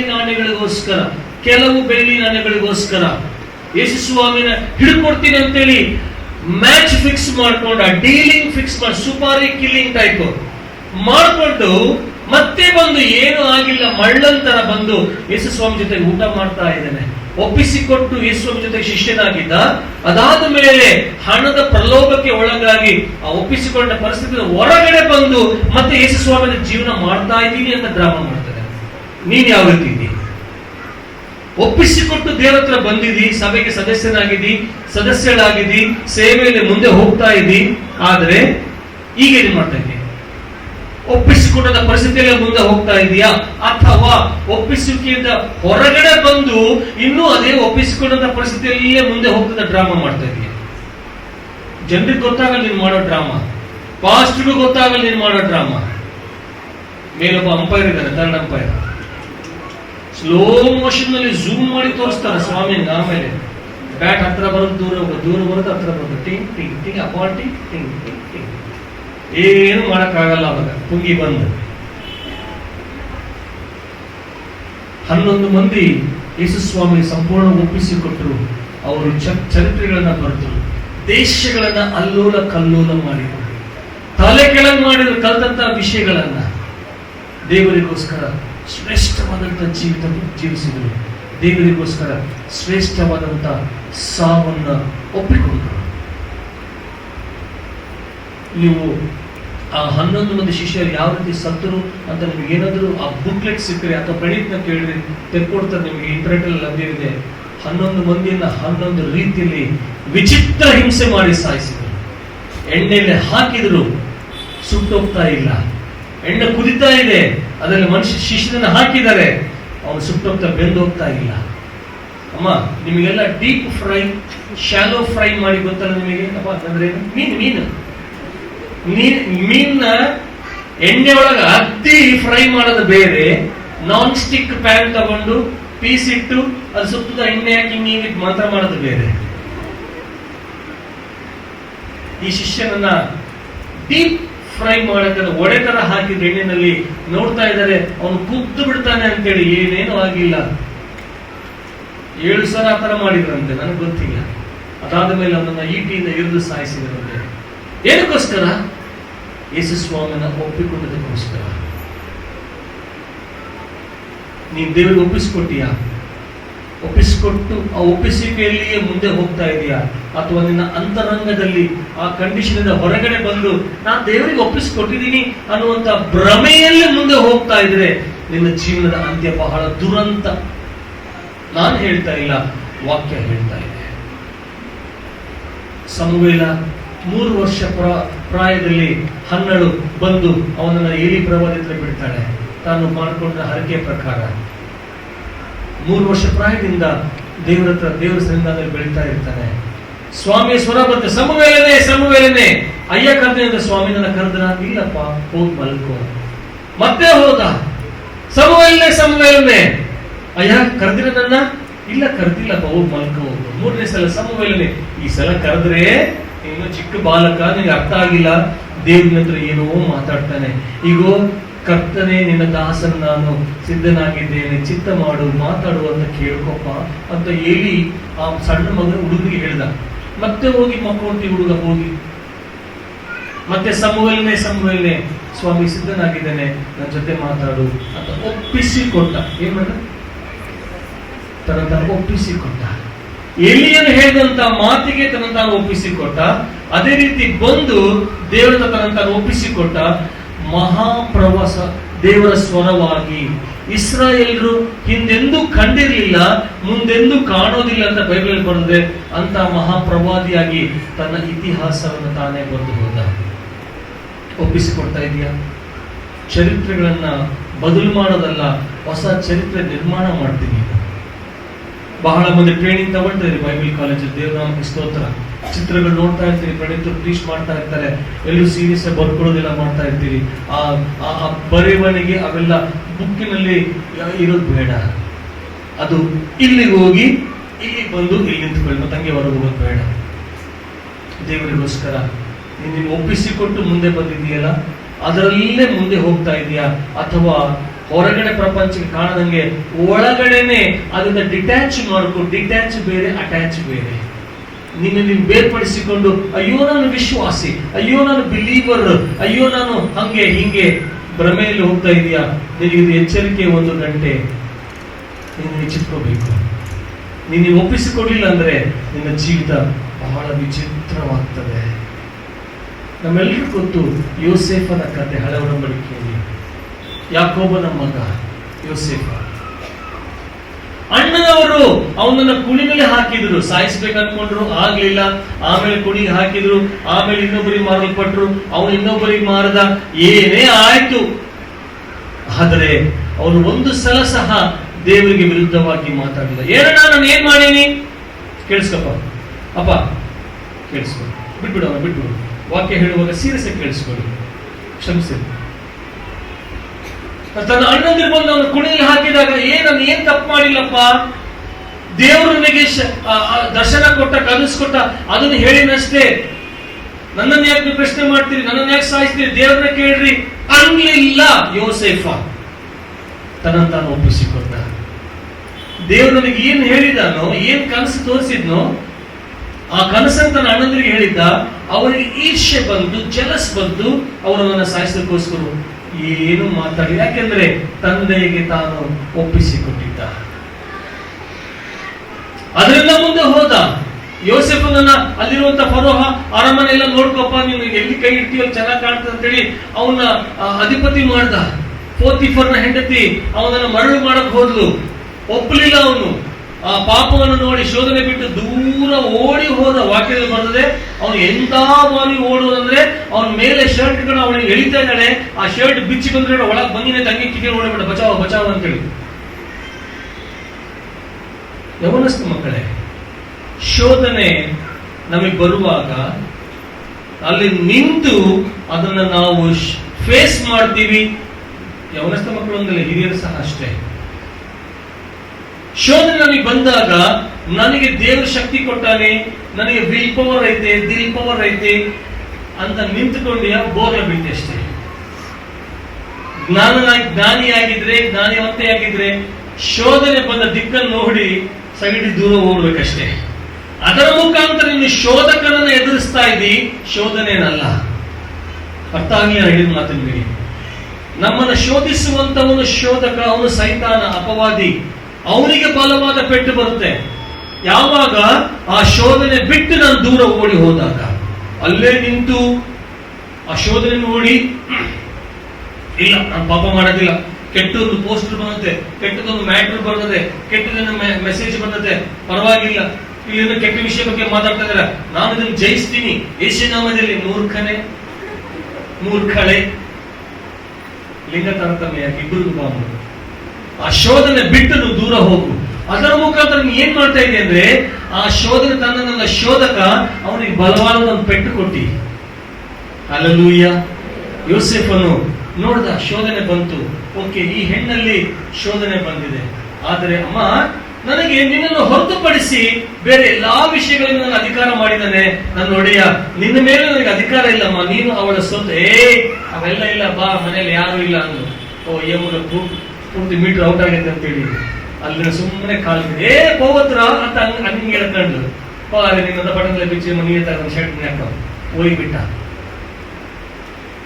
ತಾನು ದೇವರಿಗೆ ಯಾವ ವಿಷಯ ಒಪ್ಪಿಸಿಕೊಟ್ಟಿದ್ನೋ ಆ ಶೋಧನೆ ಸಮಯದಲ್ಲಿ ಸಹ ದೇವರಿಗೆ ಒಪ್ಪಿಸಿಕೊಟ್ಟಿದ್ದ. ಅಯ್ಯೋ ಬ್ರದರು, ನಾನು ಬೇಕಂತ ಮಾಡಲಿಲ್ಲ ಬ್ರದರು, ಅವಳನ್ನು ಮಾತಾಡಿದ್ಲು, ಅದಕ್ಕೆ ನಾನು ಮಾತಾಡಿದೆ ಬ್ರದರು. ಆ ಸಿಸ್ಟರ್ ಹಂಗೆ ಮಾತಾಡಿದ್ಲು, ನಮ್ಮಪ್ಪ ಹಂಗೆ ಮಾತಾಡಿದಕ್ಕೋಸ್ಕರ ಹಂಗ ಬಾಯಿ ಮುಚ್ಚು ಕಪಿ. ಅವ್ರು ಮಾತಾಡ್ತಾ ನಿಮ್ಗೇನಾಗುತ್ತೆ ದಾಡಿ ಅಲ್ವಾ? ನಾನು ಯೂಶುವಲಿ ನಾನು ಬಹಳ ಸಿಟ್ಟು ಬರೋದಿಲ್ಲ. ಎಷ್ಟು ರೇಕ್ಷಿದ್ರಂದ್ರೆ ರೇಕ್ಷಿದ ಸೈಡಿಗೆ ಹೋಗಪ್ಪ, ಅಲ್ಲಿಂದ ಯಾಕೆ ಹಿಂಗೆ ಸೆಕ್ರೆಟ್ ನೋಡ್ತಾ ಇದ್ದೆ ಬಟನ್ ಬಿಚ್ಕೊಂಡು ಸೈಡಿಗೆ ಹೋಗು. ನನ್ಗೆ ಎಷ್ಟು ಇರಿಟೇಟ್ ಮಾಡಿದ್ರಂದ್ರೆ ಇರಿಟೇಟ್ ಆಗಕ್ಕೆ ನೀನ್ ಯಾಕೆ ಸೈಡಿಗೆ ಹೋಗ್ಬಿಡು ನೀನು. ಅವನು ಅಲ್ಲಿ ಎದುರಿಗಿದ್ದ ಅವನು ಪ್ರೆಸಿಪಿಟೇಟ್ ಆಗ್ತಾನೆ ನಿಸ್ಸಾರಾಗಿ. ಏನಂದ್ರೆ ಹಂಗೆ ಹೋಗ್ಬಿಟ್ಟ ಈ ಮನುಷ್ಯ ಅಂತ ಅವನು ಅಲ್ಲಿಂದ ಏನ್ ಚೆಪ್ತೀನಿ ನೀವು ಅದ ಏನ್ ಚೆಪ್ ನಾನು ಇದ್ರ ಚೆಪ್ತಾನ ಶುರು ಮಾಡ್ತಾನ. ಆಮೇಲೆ ನಾವು ಯಾಕೆ ಮಾಡಿದೆ, ನಾನು ಮಾಡ್ಬಾರ್ದು ಗೊತ್ತಿತ್ತು ಬ್ರದರ್, ಬಹಳ ಕಂಟ್ರೋಲ್ ಮಾಡ್ಕೊಂಡೆ. ಟಂಗ್ಸ್ ಅಲ್ಲಿ ಮಾತಾಡ್ತಾನೆ ಎದ್ದು ಬಿದ್ದೆ. ಶೋಧನೆ ಬರುವಾಗ ಶೋಧನೆ ದೂರ ಓಡಬೇಕು. ವಾಕ್ಯ ಹೇಳುತ್ತೆ, ಒಂದು ಹಾದಿಯಿಂದ ಒಂದು ಮಾರ್ಗದಲ್ಲಿ ನಿನಗೆ ಶೋಧಕ ತಗೊಂಡ್ಬರುವಾಗ ದೇವರು ನಿನಗೆ 7 ಮಾರ್ಗಗಳನ್ನು ತೆರೆ ಮಾಡ್ತಾನಂತೆ. ಹಲ್ಲೆಲೂಯಾ. ಅಷ್ಟು ಆಪ್ಷನ್ಸ್ ಇರ್ತವೆ. ಆಪ್ಷನ್ 1 2 3 4 ಚಿಕ್ಕಿರ್ತಾವ ಆಪ್ಷನ್ಸ್. ಅದು ಹುಡ್ಕೋಬೇಕು. ಸ್ವಾಮಿ ಸ್ತೋತ್ರ ಸಮಾನ ಹೋಗ್ಬಿಡ್ಬೇಕು. ಇಲ್ಲ ಅಲ್ಲೇ ನಿಂತ ನೀನು ಕಟ್ಟಿದ್ದಂಗಿರುತ್ತೆ ಅಷ್ಟೇ. ದೇವರ ಚಿತ್ತಕ್ಕೆ ಒಳಪಟ್ಟ ಯೋಸೇಫ ಆಕೆಯನ್ನು ದೂರ ಓಡಿ ಹೋದ. ತತ್ಪರಿಣಾಮವಾಗಿ ಅವನಿಗೆ ಏನಂತ ಬಂತು, ಅತ್ಯಾಚಾರಕ್ಕೆ ಪ್ರಯತ್ನ ಮಾಡಿರುವಂತ ಭೂಪ ಅಂತ ಬೋರ್ಡಲ್ಲಿ ಬಂತು ಪೇಪರಲ್ಲಿ. ಅವತ್ತು ಯಾವ ಪೇಪರ್ ಅಂತ ಗೊತ್ತಿಲ್ಲ. ಜೈಲಿಗೆ ಹಾಕಿರೋರು ಬುದ್ಧಿಗೆ ದೈತಾ ಇಲ್ಲ. ರಾಜನ ಹೆಂಡತಿ ಮೇಲೆ ಕಣ್ಣಾಕೇನು, ಓ ಎಲ್ಲ ಸರವಂಟಿಗೆ ನನಗೆ ಮುಗ ಮುಚ್ಕೊಂಡು ಹೋಗ್ಬಿಡ್ತಿದ್ದಪ್ಪ. ಹೋಗ್ಲು ಮೇನ್ ಸೂಚಕ ಯಾಕೇನು ಅಂತ ಮೂರ್ಖ ಮುಂದೆ. ದೇಶ ಬೇರೆ ಭಾಷೆ ಬೇರೆ ಇದ್ದಂತ ನೋಡಕ್ಕೆ ಚಂದ ಏನ್ ಮೂಳ. ನಿನ್ ತಾಯಿ ಒಟ್ಟು ಕಣ್ಣಿಗೆ ಸಾಯಿಸಿಲ್ಲ, ಒಳಗೋಗಿ ಜೈಲಿಗೆ ಅಂತ ಕಳೆದ್ರು. ಅಲ್ಲಿ ಕೂಡ ಮಾತಾಡಲಿಲ್ಲ ಯೋಸೇಫ. ತಂದೆ ಚಿತ್ತಕ್ಕೆ ತನ್ನನ್ನು ಒಪ್ಪಿಸಿಕೊಂಡಿದ್ದ. ಇಲ್ಲ ನಾನು ಮಾಡಿಲ್ಲ, ಆ ಯಾಕಂದ್ರೆ ಹಂಗಂದ್ಲು, ನಾನು ಓಡೋದೆ. ಅದೇ ಸುಳ್ಳು ಪ್ರಾಣಿ ಮೂರ್ಖ ಅಂತಾರ. ದೇವರಿಗೆ ತಾನು ಒಪ್ಪಿಸಿಕೊಟ್ಟಿದ್ದ. ಎಷ್ಟು ಸನ್ನಿವೇಶಗಳಲ್ಲಿ ನೀನು ದೇವರಿಗೆ ಒಪ್ಪಿಸಿಕೊಟ್ಟು ಶೋಧನೆ ಜಯಿಸಿದೆ, ಶೋಧಕನನ್ನು ಸೋಲಿಸಿದೆ. ನಮ್ಗೆ ನಾವೇ ಉತ್ತರ ಕೊಡ್ಕೋಬೇಕು. ಬಹುಶಃ ನನ್ನ ಹೆಂಡತಿ ಗೊತ್ತಾದ್ರೆ ಛೀ ಅಂತಾಳೆ, ನನ್ನ ಗಂಡನ ಗೊತ್ತಾದ್ರೆ ಥೂ ಅಂತ ಉಗಿತಾನೆ, ಅಪ್ಪ ಅಮ್ಮ ಗೊತ್ತಾದ್ರೆ ಥೂ ಯಾವ ನನ್ನ ಹೊಟ್ಟೆ ಹುಟ್ಟಿದ ಅಂತಾರೆ. ದೇವರ ಹತ್ರ ಒಪ್ಕೋ, ಕ್ಷಮಾಪಣೆ ಕೇಳ್ಕೊ. ಯೇಸು ಸ್ವಾಮಿ ಶಿಲ್ಬೆ ಮೇಲೆ ತನ್ನ ಒಪ್ಪಿಸಿಕೊಟ್ಟಿದ್ದಕ್ಕೋಸ್ಕರ ಇಡೀ ಮಾನವ ಜನವನ್ನ, ಮಾನವ ಕುಲವನ್ನ ತಾನು ಗೆಲ್ಲಲಿಕ್ಕೆ ಸಾಧ್ಯ ಆಯಿತು. ಒಪ್ಪಿಸಿಕೊಟ್ಟಿದ್ದಕ್ಕೋಸ್ಕರ ಒಂದು ಬ್ಯೂಟಿಫುಲ್ ಮಾತಾಡ್ತಾನೆ, ತಂದೆಯೇ ನಿನ್ನ ಚಿತ್ತವಾದರೆ ಈ ಪಾತ್ರೆ ನನ್ನನ್ನು ಬಿಟ್ಟು ತೊಲಗಲಿ, ಹೇಗೂ ನನ್ನ ಚಿತ್ತವಲ್ಲ ನಿನ್ನ ಚಿತ್ತ ಸ್ವಾಮಿ. ಎಂಥ ಪ್ರಾರ್ಥನೆ! ಮಾನವ ರೂಪವಾಗಿ ಬಂದಿದ್ದ ಆತನಿಗೆ ಒಂದು ಕ್ಷಣ ಊಹಿಸಿಕೊಂಡವ. ಹೊಡಿತಾರೆ, ಪೀಸ್ ಮಾಡ್ತಾರೆ, ಅವಮಾನ ಮಾಡ್ತಾರೆ, ನನ್ನ ಮೇಲೆ ಎಲ್ಲ ದೋಷಾರೋಪಣೆ ಮಾಡ್ತಾರೆ, ಮಳೆ ಹೊಡಿತಾರೆ, ಎಲ್ಲ ಅದು ಗೊತ್ತಿತ್ತು ಮೊದಲೇ. ಮನುಷ್ಯನಾಗಿ ಆಲೋಚನೆ ಮಾಡುವಾಗ ಬೇಡ ಸ್ವಾಮಿ ಒಂದು ವೇಳೆ ನಿಶ್ಚಿತವಾದರೆ ಈ ಪಾತ್ರೆ, ಈ ಶ್ರಮ ಪಾತ್ರೆ ನನ್ನ ಬಿಟ್ಟು ತೊಲಗಲಿ ಅಂತ ಒಂದು ಕ್ಷಣ ಆಲೋಚನೆ ಮಾಡಿ ಇಮಿಡಿಯೇಟ್ ಆಗಿ ಹೇಗೂ ನನ್ನ ಚಿತ್ತವಲ್ಲ ನಿನ್ನ ಚಿತ್ತ. ಎಂತ ಶ್ರೇಷ್ಠವಾದಂತ ಮಾದರಿ ಜೀವಿತ ಯೇಸಪ್ಪ ಜೀವಿಸಿತು. ತನ್ನ ತಾನು ತಂದೆಗೆ ಒಪ್ಪಿಸಿಕೊಟ್ಟ. ನನ್ನನ್ನು ನಿನ್ನನ್ನು ಆತ ಕೊಂಡುಕೊಂಡ ಸಾಧ್ಯ ಆಯಿತು. ಇಲ್ಲವಾದ್ರೆ ನಾವೆಲ್ಲೋ ಹೋಗ್ಬಿಡ್ತಿದ್ವಿ. ನಾವು ಆತ್ಮಗಳನ್ನು ಗೆಲ್ಲಬೇಕು, ನರಕವನ್ನು ಖಾಲಿ ಮಾಡಿ ಪರಲೋಕವನ್ನು ತುಂಬಿ ತುಳುಕಿಸ್ಬೇಕು ಅಂದ್ರೆ ನೀನು ನಾನು ದೇವರಿಗೆ ಒಪ್ಪಿಸಿಕೊಡ್ಬೇಕು. ನಿನಗೆ ಮೇಲಾಗಿ ಇರುವಂತ ಧರ್ಮದ ಅಧಿಕಾರಿ, ಸಂಘದ ಪಾಲಕನಿಗೆ ಒಪ್ಪಿಸಿಕೊಡ್ಬೇಕು. ಪಾಸ್ಟರ್ ಅಮ್ಮಗೆ ಒಪ್ಪಿಸಿಕೊಡ್ಬೇಕು, ಪಾಸ್ಟರ್ ಒಪ್ಪಿಸಿಕೊಡ್ಬೇಕು. ಫಲಗಳನ್ನ ಕಾಣ್ತೀವಿ, ಫಲಗಳನ್ನ ಕಾಣ್ತೀಯ. ಹಲ್ಲೆಲೂಯಾ. ಯೋಸೆಫನ್ ನೋಡಿ, ಇಲ್ಲಿ ಯೋಸೆಫನ್ ಬಗ್ಗೆ ನಾನು ಜಾಸ್ತಿ ಮಾತಾಡ್ತಾ ಇಲ್ಲ, ಕಾಂಟ್ರಡಿಕ್ಷನ್ ಹೋಗ್ತೀನಿ. ಫರೋಹನ್ ಬಗ್ಗೆ ಮಾತಾಡ್ತೀನಿ ಸ್ವಲ್ಪ ಹೊತ್ತು. ಯೋಸೆಫ್ ಬಗ್ಗೆ ನಮ್ಗೆಲ್ಲ ಗೊತ್ತಿದೆ. ಅವನಿಗೆ ಒಂದು ದಿವಸ ಏನಾಯ್ತು, ಕನಸು ಬಿತ್ತು. ನಿಮ್ಗೆಲ್ಲ ಗೊತ್ತಿದೆ ಸಣ್ಣ ಸ್ಕೂಲ್ ಸ್ಟೋರಿ. ಫರೋಹನಿಗೆ ಸ್ಟೋರಿ ಕನಸು ಬಿತ್ತು. ಏನ್ ಕನಸು ಬಿತ್ತು? ದಡ್ಡ ಎದ್ದು ಕುತ್ಕೊಂಡ್ಬಿಟ್ಟ. ನಾವೇನು ಕುತ್ಕೊಂಡ್ವಿ, ನಮ್ಮ ಎಕ್ಸಾಮ್ ಇಲ್ಲಪ್ಪ, ಶುಪ್ಪ ಎಕ್ಸಾಮ್ ಆಗಬಿಡುತ್ತೆ. ಚೆ ಚೆ ಚೆ ಚೆ ಚೆ ಚೆ ಇಂಥ ಕನಸು ಎಲ್ಲ ಮಕ್ಕಂಡದಪ್ಪ, ದೇವ್ರ ಸ್ತೋತ್ರ ಕೊಟ್ಟ ಮಕ್ಕಂತೀವಿ ನಾವು. ನನಗೂ ಕೆಲವೊಂದ್ಸಲ ಕೆಮಿಸ್ಟ್ರಿ ಎಕ್ಸಾಮ್ ಬರ್ದಂಗೆ ಕನಸು ಬಿಡ್ತೈತೆ. Chemistry is a mystery. Examination ಕೂತ್ಕೊಂಡಿರ್ತೇನಂತೆ, ಎಲ್ಲರೂ ಬರೀತಿದಾರಂತೆ, ಮೇರಾ ಜೀವನ್ ಕೋರ ಕಾಗಜ್ white warning bell for last 5 minutes ನೋಡ್ತೀನಂತೆ. ಎಲ್ಲರೂ ಬರೆದು ಅಡಿಷನ್ಸ್ ಎಲ್ಲ ಇಂಥ ತಪ್ಪ ಬುಕ್ ಮಾಡಿದಂತೆ. ನನ್ನಿಂದ ಫಸ್ಟ್ ನಮ್ಮ ಕಾಕಾ ತಿನ್ಕೋಯ ಮ್ಯಾಕ ಒಂದೇ ಕ್ವಶನ್, ಟೈಮ್ ಓವರ್ ಅಂದ್ಕೊಂಡು ಎದ್ದು ಕೂತ್ಕೊತೀನಿ. ಅಮ್ಮ ಎಲ್ಲ ವಿದ್ಯೆ ಮಾಡ್ತತ್ತು. ನನ್ನ ಟೀಚರ್ ಅಮ್ಮ ಇವಾಗ ಕೆಮಿಸ್ಟ್ರಿ ಎಲ್ಲ ಹೋಯ್ತು ಕೂಡ ಕ್ಲಾಸ್ ನಿಂತ್ಕೊಂಡು ಎಷ್ಟೋ ಜನರಿಗೆ ಕನಸು ಬೀಳ್ತಾವಲ್ಲ. ಕೆಲವೊಬ್ಬರಿಗೆ ಬುಗುಲ್ ಆಗ್ರ ಬೆಳಿಗ್ಗೆ ಎಂದ ಕಲ ಪಡೆ ಮರ್ಚಿపోತೀನಿ. ಬಹಳ ಪುಣ್ಯವಂತನಪ್ಪ, ಮರ್ಚಿಪೋಲೆ ಕೊಟ್ಟೆ ಸಚ್ಚಿపోతుంಟಿ. ಯಾಕೆ ಬಂತು ಈ ಕನಸು, ಹಿಂಗ್ ಯಾಕೆ ಬಂತು ಆಲೋಚನೆ ಮಾಡಿ ಮಾಡಿ ಮಾಡಿ ಏನಾಗ್ತದೆ ಮರ್ತೋಗಿದೆ. ಬೇಷ್ ಹಾಳಾಗಿ ಬಿಟ್ಬಿಡು, ಮುಚ್ಚುಕ್ಕೆ ನೀರು ಹಾಕ್ಬಿಟ್ಬಿಡು ಅಷ್ಟೇ. ಕೃಷ್ಣಾರ್ಪಣ ಮಸ್ತು ಅಂತ ಅವ್ರು ಮಾಡ್ತಾರೆ, ನಾವಲ್ಲ. ಫರೋಹನಿಗೆ ಕನಸು ಬಿತ್ತು, ಭಯ ಆಯ್ತು, ಅವನಿಗೆ ಕನ್ಫ್ಯೂಷನ್ ಆಯ್ತು.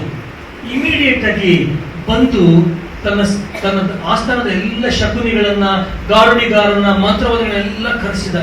ಎಲ್ಲ ಬರ ಇಲ್ಲಿ ಬಂದೆ ಸರ್, ಏನ್ ಮಾಡ್ಬೇಕು? ನನಗೆ ನಿನ್ನೆ ರಾತ್ರಿ ಒಂದು ಕನಸು ಬಿತ್ತು. ಏನ್ ಕನಸು ಬಿತ್ತು? ಒಂದು ಕಡೆ 7 ಬಡಕಲು ಬಳ್ಳಾರಿ ಆಕಳುಗಳಿದ್ದಾವೆ. ಬಡಕ್ಕೆ ನೀರಿಲ್ಲ, ಹುಲ್ಲಿಲ್ಲ, ಪಾಪ ಎಲ್ಲ 6 ಪ್ಯಾಕ್ ಎಲ್ಲ ಕಾಣಕತ್ತವು ಎಮ್ಮೆಗಳಿಗೆ, ಆಕಳುಗಳಿಗೆ. ಇನ್ನೊಂದು ಕಡೆ ದುಂಡು ನನ್ನಂಗ ಫ್ಯಾಮಿಲಿ ಪ್ಯಾಕ್ ದುಂಡುಂಡಕ್ಕೆ 7 ಆಕಳುಗಳಿದ್ದಾವೆ. ಒಳ್ಳೇದೇ, ವಾಟ್ ಇಸ್ ಅ ಪ್ರಾಬ್ಲಮ್? ಈ ಬಡಕಲ್ ಆಕಳುಗಳು ಹೋಗಿ ಒಳ್ಳೆ ಆಕಳುಗಳನ್ನು ನುಗ್ಗಿ ಬಿಟ್ಟುವಂತೆ. ಅದು ವೆಜಿಟೇರಿಯನ್, ನಾನ್ ವೆಜಿಟೇರಿಯನ್. ನನಗೆ ಮೊನ್ನೆ ಯಾರು ವಾಟ್ಸಪ್ ಕಳಿಸಿದ್ರು, ಏನ್ರಿ ನೀವು ವೆಜಿಟೇರಿಯನ್ ಆಗಿರ್ಬೇಡ್ರಿ, ನೀವು ಎಗಿಟೇರಿಯನ್ಗಳು ಇರಬೇಡ್ರಿ, ನಾನ್ ವೆಜಿಟೇರಿಯನ್ ಆಗಿರ್ರಿ ಅಂತ ಕಳಿಸಿ. ಯಾಕಂದ್ರೆ ಅಂತ ನೆಕ್ಸ್ಟ್ ಕಳಿಸಿದ್ದಾರೆ. 2 ಚಿತ್ರ ಕೊಟ್ಟಾರಮ್ಮ. 2 ಚಿತ್ರ ಕೊಟ್ಟು, ಒಂದು ಕಡೆ ಎಮ್ಮೆ, ಒಂದು ಕಡೆ ಒಳ್ಳೆ ಹುಲಿನ ಸಿಂಹ, ಒಳ್ಳೆ ಸ್ಟೈಲ್ ಆಗೈತೆ, ಮಿಸ್ ಇಂಡಿಯಾ ಇದ್ದಂಗೆ ತೆಳ್ಳಗೆ ಸೊಟ್ಟ ಇಟ್ಕೊಂಡು ಸಿಂಹ. ನಮ್ದು ನೋಡ್ರಿ, ಎಮ್ಮೆ ಯಾವಾಗಲೂ ಹುಲ್ಲು ಸೊಪ್ಪೆತ್ತಿದ್ದದ್ದು ಹೆಂಗೆ ಬತ್ತೋಗೈತೆ ನೋಡ್ರಿ. ಇದು ಯಾವಾಗಲೂ ನಾನ್ ವೆಜ್ ತಿಂತದ ಸಿಂಹ, ಇದು ತೆಳ್ಳಗೆ ಸ್ಲಿಮ್ ಆಗೈತೆ ನೋಡ್ರಿ. ನೀವು ಸ್ಲಿಮ್ ಇರಬೇಕು ಅಂದ್ರೆ ನಾನ್ ವೆಜ್ ತಿನ್ಬೇಕ್ರಿ ಅಂತ ಬರೋದು ಕೇಳೋದು.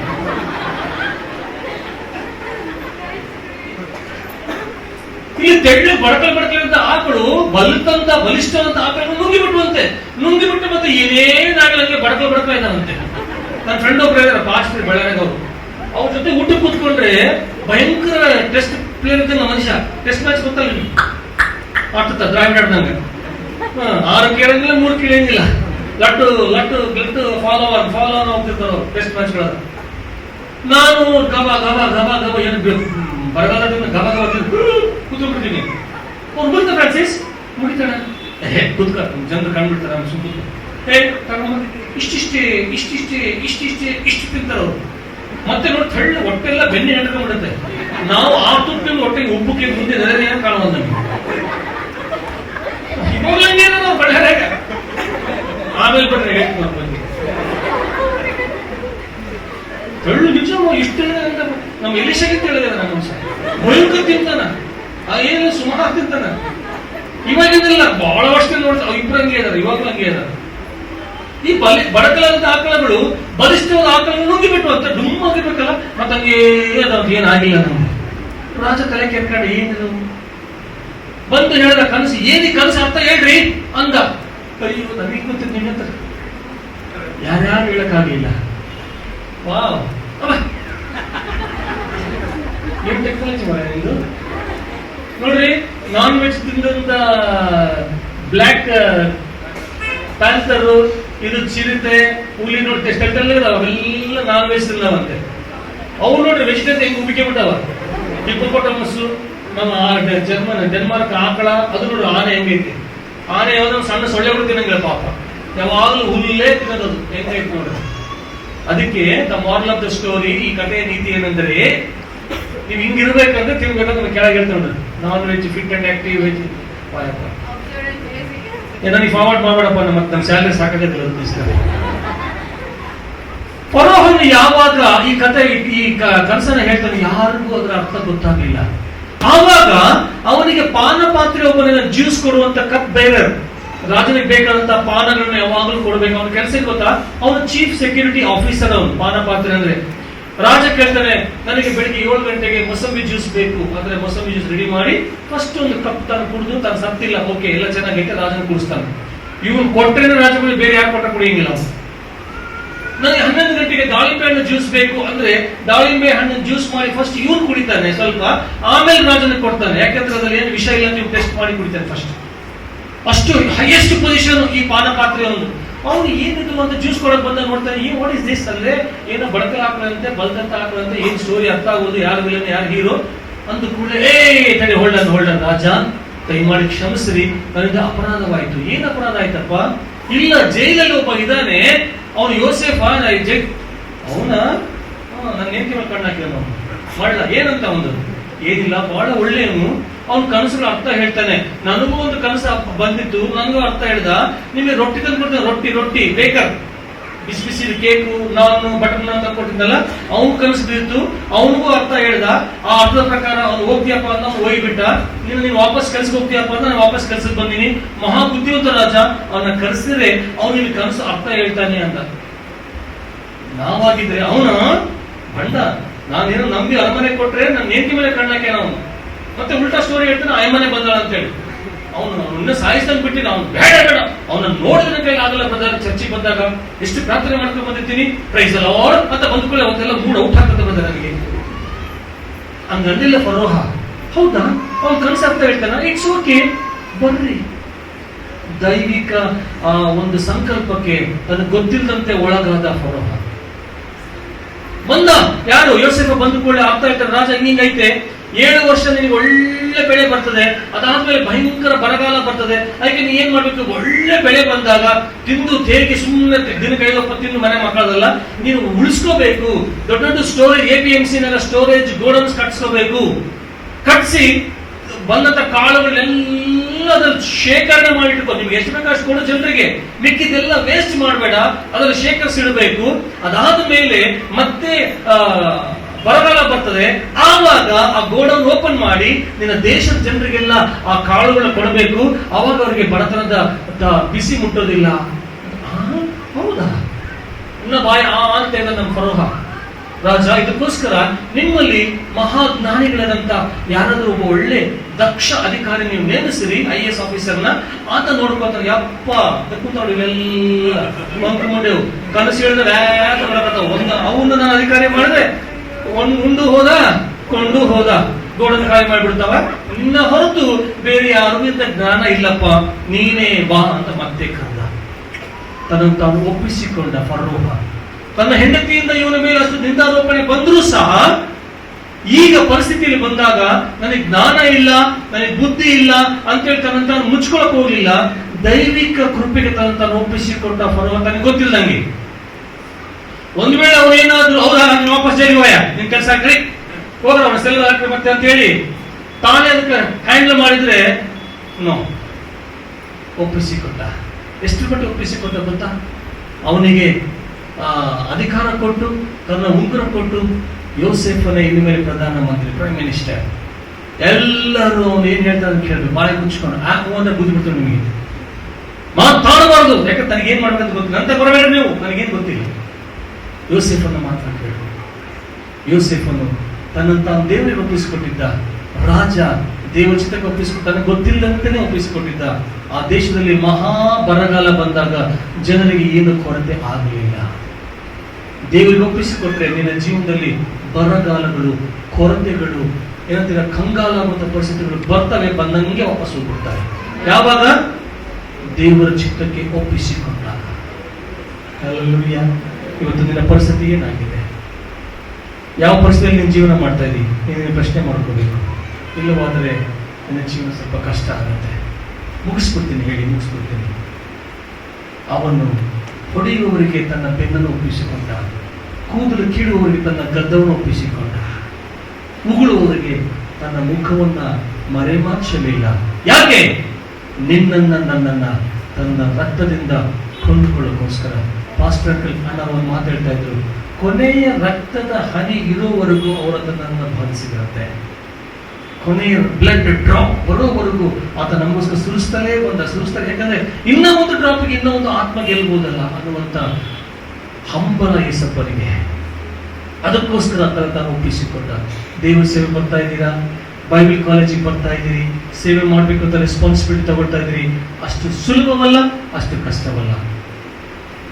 ನಿಮ್ಮನ್ನು ಒಪ್ಪಿಸಿಕೊಟ್ಟಾಗ ಎಲ್ಲವೂ ತಂತ ನಡೀತಾ ಇರ್ತದೆ. ಯೇಸು ಸ್ವಾಮಿ ನನಗೋಸ್ಕರ, ನಿನಗೋಸ್ಕರ ತನ್ನ ಪ್ರಾಣ ಒಪ್ಪಿಸಿಕೊಡುವಷ್ಟರ ಮಟ್ಟಿಗೆ ತನ್ನ ತಾನು ಒಪ್ಪಿಸಿಕೊಂಡ. ಇವತ್ತು ನಿನ್ನ ಪರಿಸ್ಥಿತಿ ಏನಾಗಿದೆ?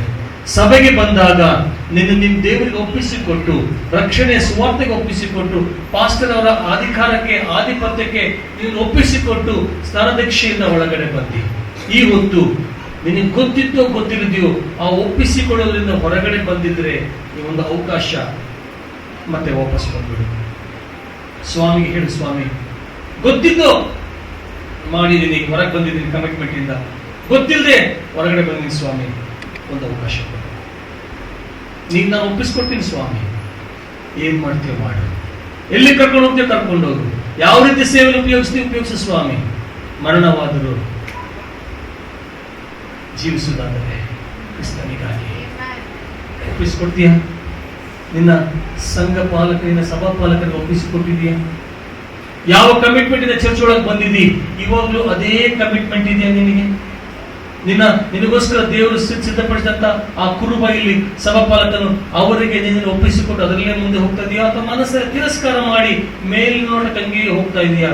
ನಿನ್ನ ಪರಿಸ್ಥಿತಿ ದೇವರಿಗೆ ಗೊತ್ತು, ಕರೆಕ್ಟ್ ಆಗಿ ಹ್ಯಾಂಡಲ್ ಮಾಡ್ತಾನೆ. ಒಪ್ಪಿಸಿಕೊಡೋಣ ನಮ್ಮನ್ನು ದೇವ್ರ ಚಿತ್ತಕ್ಕೋಸ್ಕರ. ದೇವರು ನಮ್ಮಿಂದ ಏನು ಅಪೇಕ್ಷೆ ಮಾಡೋದಿಲ್ಲ, ಒಂದೇ ಒಂದು ಹೃದಯ, ಒಂದೇ ಒಂದು ಜೀವಿತ ದೇವರಿಗೆ ಕೊಡ್ಬೇಕಷ್ಟೇ. ಯಾವುದನ್ನು ಒಪ್ಪಿಸಿಕೊಡ್ತೀಯೋ ನಿನಗೆ ಯಾವ ಮೇಲೆ ಕೊರತೆ ಆಗೋದಿಲ್ಲ. ಚಾಲಕ ತಗ್ಗಿದ್ವಿ, ದೇವರ ಚಿತ್ತಕ್ಕೆ ಒಪ್ಪಿಸಿಕೊಟ್ರು. ಬರಗಾಲ ಮುಗಿಯುವವರೆಗೂ ಎಣ್ಣೆ ತೀರ್ಲಿಲ್ಲ, ಹಿಟ್ಟು ಮುಗಿಲಿಲ್ಲ. ಶುನೇಮೆ ಸ್ತ್ರೀ ದೇವರ ಚಿತ್ತಕ್ಕೆ ತನ್ನ ಒಪ್ಪಿಸಿಕೊಟ್ಲು, ಐಶ್ವರ್ಯ ಎಲ್ಲ ಇತ್ತು, ತನ್ನ ಒಪ್ಪಿಸಿಕೊಟ್ಲು. ಸತ್ತ ಮಗ ತಿರುಗಿ ಬಂದ, ಬಂಜೆಯಾದವಳು ಮಗುವನ್ನ ಪಡೆಯುವಂತಾಯಿತು. ನೀನು ದೇವ್ರಿಗೆ ಒಪ್ಪಿಸಿಕೊಟ್ರೆ ದೇವರು ಏನಾದರೂ ಮಾಡೋದಲ್ಲ, ಖಂಡಿತವಾಗಿ. ನಾನು ಇವತ್ತು ನಿಂತ್ಕೊಂತ ಅನಿಸಿರ್ಲೇ ಇಲ್ಲ. ಇವತ್ತು ಬಹುಶಃ ನಾನು ಅಡ್ಮಿಟ್ ಆಗ್ತಿದ್ದೆ. ರ್ಯಾಲಿಸ್ ಟ್ಯೂಬ್ ಅಲ್ಲಿ ಹೊಟ್ಟೆದವೆಲ್ಲ ಹೊರ ತೆಗಿತಾ ಇದ್ರು, ಗ್ಲೂಕೋಸ್ ಸೇರಿಸ್ತಾರೆ, ನಾಳೆ ಅಡ್ಮಿಟ್ ಮಾಡ್ತಾರೆ. ಅದು ಕರೆಕ್ಟಾಗಿ ಸೀನ್ ನಂಗೆ ಚೆನ್ನಾಗಿ ಗೊತ್ತಿತ್ತು. ದೇವ್ರಿಗೆ ಒಪ್ಪಿಸಿಕೊಟ್ಟೆ. 8:20, 8:30 ಅಪರಾಧದಲ್ಲಿ, ಸ್ವಾಮಿ ನಿನ್ನ ಸ್ವಾರ್ತೆ, ಸ್ವಾಮಿ ಕ್ಷಣ ಮಾತ್ರದಲ್ಲಿ ಸಿದ್ಧ ಮಾಡ್ತಾನೆ. ನನ್ನ ಮನಸ್ಸಿದೆಯಾ? ದೇವರಿಗೋಸ್ಕರ ಮಾರ್ಗ ತೆರೀತಾನೆ. ಮನಸ್ಸಿದ್ರೆ ಖಂಡಿತ ಮಾರ್ಗ ತೆರೀತಾನೆ. ಇವತ್ತು ಬಹುಶಃ ನಾನು ಈ ತರ ನಿಂತು ಸುವಾರ್ತೆ ಹೇಳಿದ ನನ್ನ ಹೆಂಡತಿ, ನನ್ನ ತಾಯಿ, ನನ್ನ ಮಗ ಏನಾದ್ರೂ ನೋಡಿದ್ರೆ ಅವ್ರು ಖಂಡಿತವಾಗಿ ಊಹಿಸಕ್ ಸಾಧ್ಯ ಇಲ್ಲ. ಅವ್ರ ಕೈಲಿ ಆಗಲ್ಲ, ಆಗಿರ್ಲಿಕ್ಕಿಲ್ಲ. ನಿನ್ನೆ ರಾತ್ರಿ ಪರಿಸ್ಥಿತಿ ಇತ್ತು. ನಿಮ್ಮ ಹತ್ರ ನಾನು ಸಿಂಪತಿಗೆ ಏನ್ ಮಾಡಕ್ ಹೇಳ್ತಾ ಇಲ್ಲ. ಎಂಥದೇ ಅನುಕೂಲ ಪರಿಸ್ಥಿತಿ ಆಗಿರ್ಲಿ, ಅನಾನುಕೂಲ ಪರಿಸ್ಥಿತಿ ಆಗಿರ್ಲಿ, ಸುವಾರ್ತೆ ಸಾರುವಂತ ಹಂಗು ನನ್ನ ಬೆನ್ನ ಮೇಲೆ ಇದೆ. ದೇವರು ನಮಗೆ ಹೊಸ ಜೀವಿತ ಕೊಟ್ಟಿದ್ದಾನೆ. ಎಂದೋ ನಾವೇನೋ ಹಾಕೋದಾಯ್ತು, ಪ್ರಪಂಚದಲ್ಲಿ ಮುಗಿದು ಹೋಗ್ಬೇಕಾಗಿತ್ತು. ದೇವರು ಹೊಸ ಜೀವಿತ ಕೊಟ್ಟಿದ್ದಾನೆ. ಆ ಜೀವಿತವನ್ನ ಅನುಕೂಲವಾಗಿರಲಿ ಅನಾನುಕೂಲವಾಗಿರಲಿ ಸುವಾರ್ತೆಯನ್ನು ಸಾರಬೇಕೆಂಬ ಹಂಗು ನಮ್ಮಲ್ಲಿರಬೇಕು. ಅದಕ್ಕೆ ನಾವು ಒಪ್ಪಿಸ್ಕೊಡೋಣ. ಕಡೆ ಸಮಯದಲ್ಲಿ ಇದ್ದೀವಿ. ಗರಿಗಳ ಭಾನುವಾರ ಬರುತ್ತೆ, ಈಸ್ಟರ್ ಬರುತ್ತೆ, ಗುಡ್ ಫ್ರೈಡೆ ಬರುತ್ತೆ, ಮತ್ತೆ ನೆಕ್ಸ್ಟ್ ಕ್ರಿಸ್ಮಸ್ ಬರುತ್ತೆ, ಚರ್ಚ್ ಆನಿವರ್ಸರಿ ಬರುತ್ತೆ. History repeats. ಚಕ್ರಾಕಾರ ಬರ್ತದೆ ಇರ್ತದೆ. ನಿನ್ನ ಜೀವನ ಚಕ್ರಾಕಾರವಾಗಿ ಬರುವುದಿಲ್ಲ. It is a straight line. ಒಂದ್ಸಲ ಶುರುವಾಗಿದೆ, ಇಲ್ಲಿವರೆಗೆ ಬಂದು ಮತ್ತೆ ವಾಪಸ್ ಹೋಗಲ್ಲ, ಸಡನ್ ಆಗಿ ಮುಂದೆ ಲಾಸ್ಟ್ ಹೋಗೋದಿಲ್ಲ. ಈ ಸಮಯ ನಿನ್ನದು, ಈ ದಿವಸ ನಿನ್ನದು. ಒಪ್ಪಿಸ್ಕೊಡ್ತೀಯ ಸ್ವಾಮಿಗೆ. ಸ್ವಾಮಿ, ಒಂದು ಆತ್ಮಕ್ಕಾದ ನಡೆಸುವ ಅಂತ ಹೇಳ್ಬೇಕು. ಒಂದು ಆತ್ಮನ ತಿಂಗಳು ಒಂದು ಆತ್ಮನ ಗೆದ್ದು ನಾನು ದೇವರ ಸನ್ನಿಧಾನಕ್ಕೆ ಸೇರಿಸ್ಬೇಕು ಸ್ವಾಮಿ. ಆ ಹಂಬಲ ಇದೆ ಸ್ವಾಮಿ, ಒಪ್ಪಿಸ್ಕೊಡ್ತಾ ಇದ್ದೀನಿ ಹೇಳ್ತೀಯಾ? ದೇವರಿಗೆ ನಿನ್ನ ತರಬೇಕು. ಪ್ರಾರ್ಥನೆ ಮಾಡೋಣ.